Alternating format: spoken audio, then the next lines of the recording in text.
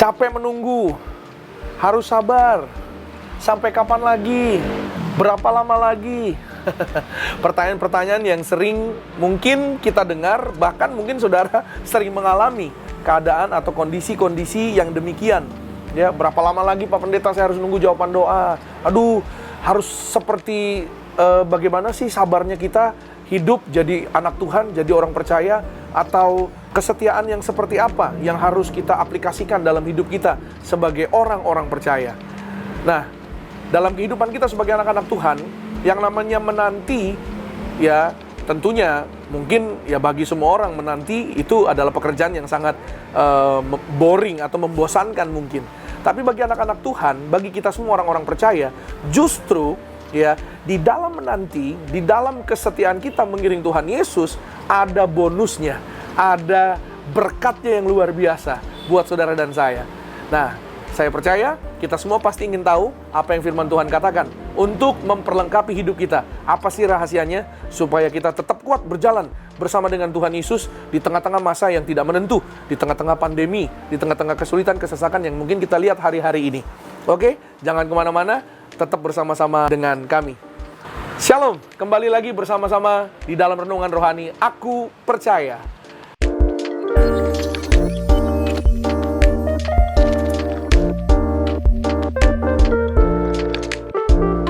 Haleluya.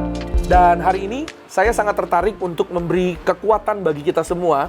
Dan saya pun bersyukur karena saya juga menerima kekuatan yang sama ketika yaitu saya membaca satu ayat perikop firman Tuhan ini. Seperti ada refreshing, seperti ada kekuatan yang baru. Dan memang kalimat itu, kekuatan yang baru, yang saudara dan saya kita terima dari kebenaran firman Tuhan yang satu ini.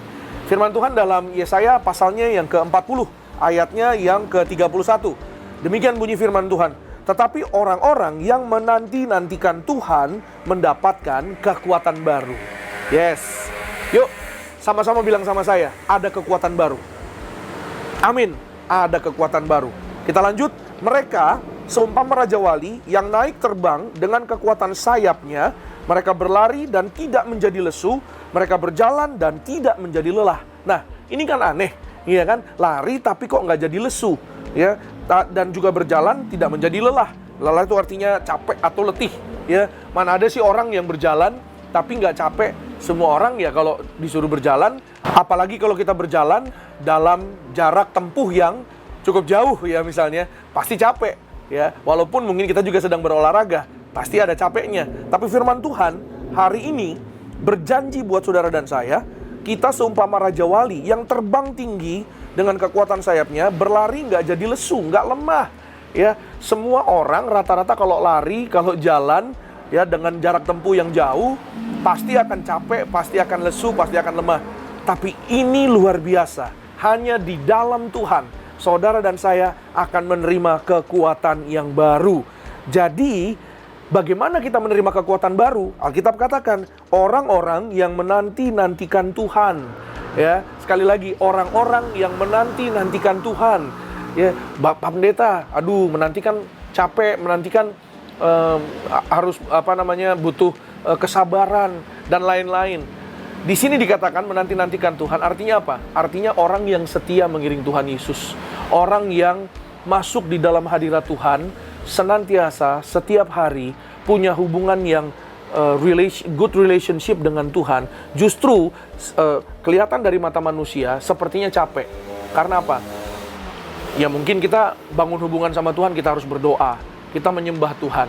Secara manusia sepertinya kita yang keluar tenaga, kita yang mengeluarkan tenaga, kita yang mengeluarkan sepertinya ada suara, ada sikap doa, ada penyembahan yang kita bawakan. Tapi tahukah saudara, sebenar-benarnya ketika kita dalam hadirat Tuhan, ketika kita sedang membangun relationship bersama dengan Tuhan, justru kitalah, saudara dan sayalah yang sedang di-recharge sama Tuhan, yang sedang diisi sama Tuhan.